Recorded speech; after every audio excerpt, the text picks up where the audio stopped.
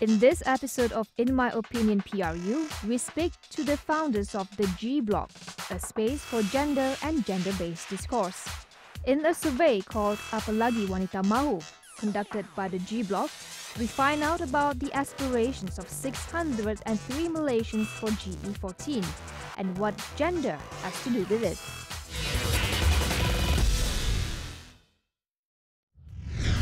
My name is Emellia Shariff. I'm the founder and executive editor of the G Blog. My name is Shakirah and I'm the communications director for the G Blog. The G Blog is a platform that we started to provide a space for intersectional discourse on gender and gender-based issues.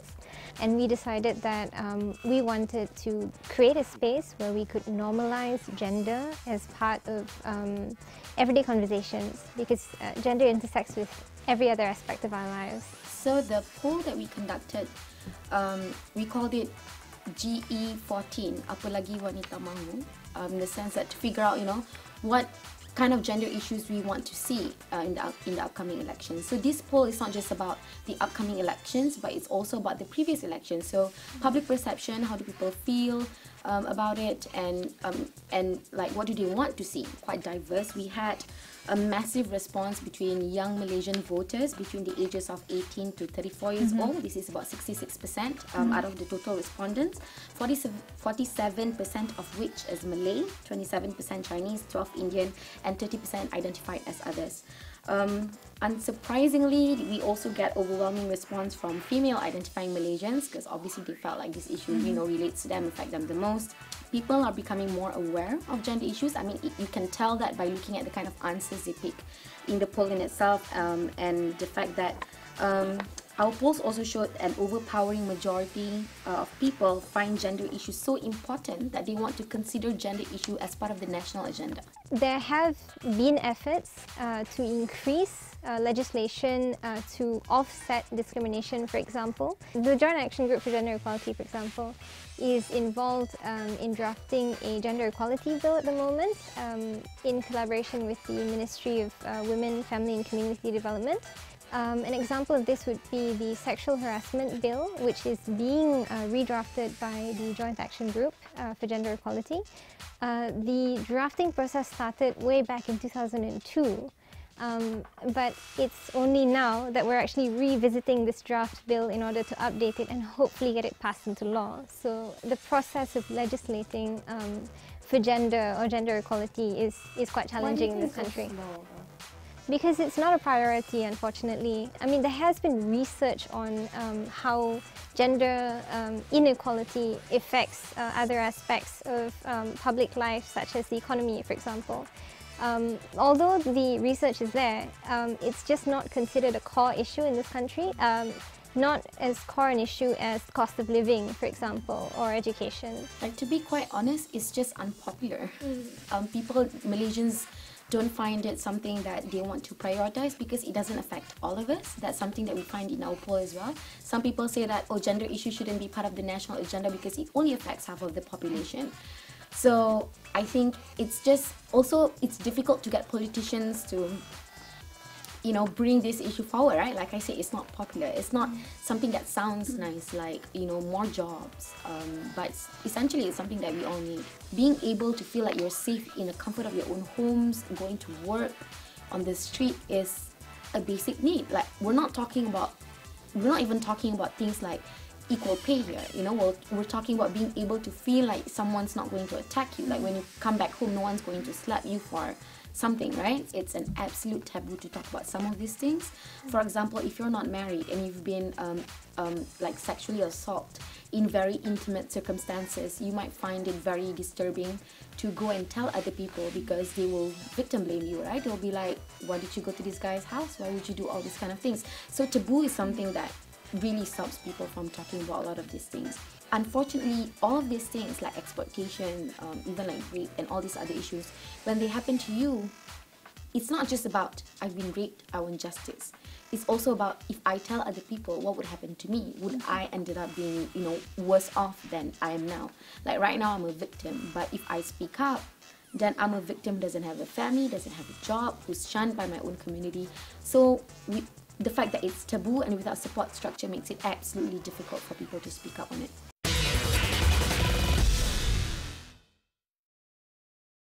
the times, policies and legislations are put in place to protect people from certain kind of experiences in the past that, you know, have been proven to be harmful, like sexual harassment or domestic violence, for example.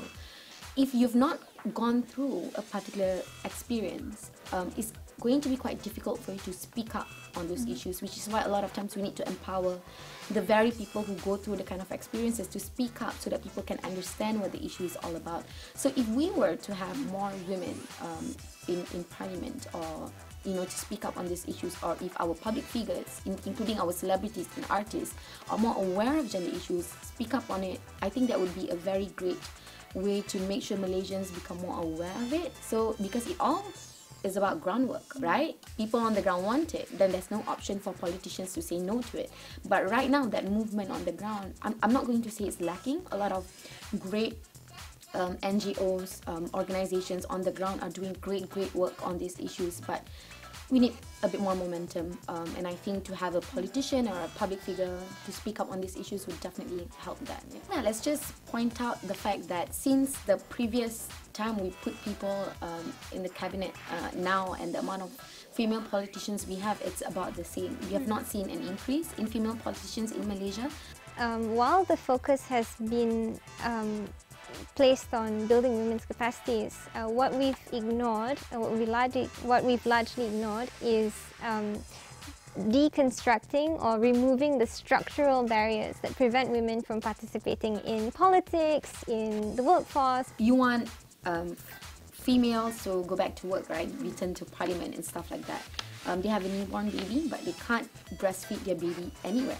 So there was a call for more breastfeeding rooms, for example, and they thought that it was a sensitive subject to bring because it contains the word breast. For example, if you want to say that, oh, we want breastfeeding rooms, right?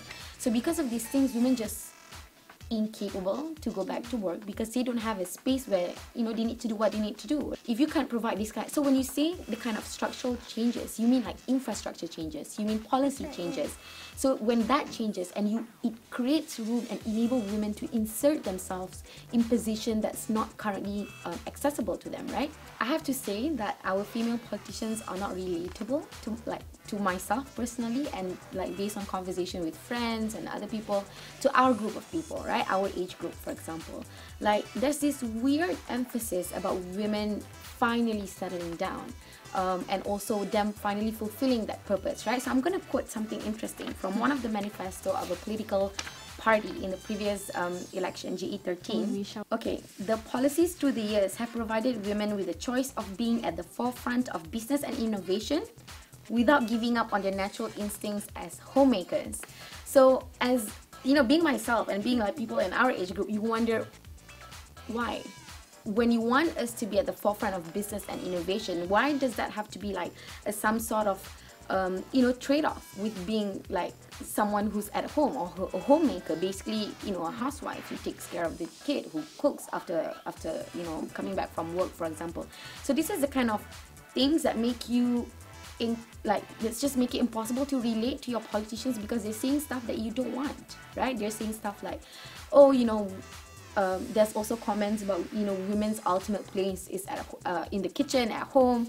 So it's, we just can't relate to these things. I would not say that that there are many politicians who overtly support gender equality as part of their main agenda, their political agenda, and who speak up enough about it. So it's very difficult to name any one politician. Okay, I feel like there's a little bit, but it's thematic. Like they're not all encompassing. Like they don't necessarily talk about all the gender issues that need to be talked about. But you have, for example, one politician who speak up a lot on sexual harassment, for example. Child marriage. You have someone speaking up on child marriage. You have someone speaking up on participation of women in sports, for example. So you have bits and pieces here and there. They do. Hopefully it's for genuine reasons. Sometimes you wonder if, you know, it's just like a tokenistic thing that you have to put on your profile, like so here are the things you want to do. Oh, on top of that, check some women issues, right? We hope it's none of those. We hope it's genuine, but we do have some who's focusing on gender. Speaking of tokenistic measures, there's still, while there are political parties that have quotas, for example, for women, for their candidates, there is still a lot of disagreement on the effectiveness of quotas, you know, whether it's just a tokenistic measure or whether it's a stopgap measure, you know, or where merit comes into the picture, for example. So this, I don't think our political atmosphere is very accommodating to women in that sense. That I mean, even affirmative approaches are not encouraged. I wouldn't find it weird if anyone would find that comment downright insulting. It's offensive to say like merit, because that would suggest you think no female rep is worthy of anything, right? So it's a bit of a weird comment, because technically quotas exist everywhere, not just in Malaysia. It exists in a lot of countries, and it has been used as a measure to address certain kind of injustices, right? So it's also weird to have like a female politician who's been like the advocate of female rights, women's rights and stuff like that, to suddenly, you know, also talk against quota because, oh, it's not something that we believe in, because if women want to make it, they have to make it on their own. I think people confuse these two things. They think they are contradictory, like merits and quotas. They go hand in hand, because even if we have 30% quota, we're not going to give it to the most undeserving and the person with the least experience. It's important to have specific manifesto. For example, you don't just say we want to improve the lives of women, for example. We don't say we want to give women more jobs, for example. We want something specific, we want something concrete, right? So saying that means we want our politicians to do their homework, right? Do their research, do your market study, whatever it is that's necessary for you to be able to forecast the kind of things that you're able to do, not just some kind of comment. So we're looking at the kind of manifesto that covers at least the basic things like safety. So this is where you park domestic violence, sexual harassment, you know, safety of women on the street, for example. That has to be a top priority, because, you know, basic needs. Second has to be access to jobs and opportunities, for example, because we exist, but we need to participate in the bigger aspects, in the bigger environment, or the bigger fabric of society, right? Concrete steps or procedures to show that this is how we're going to tackle the systemic measures or systemic oppression that exist. So not something wishy-washy.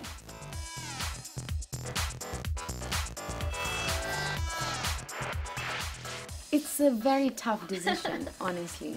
But I think, because I think one good thing about our generation is we're not the group of people who's like blindly loyal to something, right? We look at issues.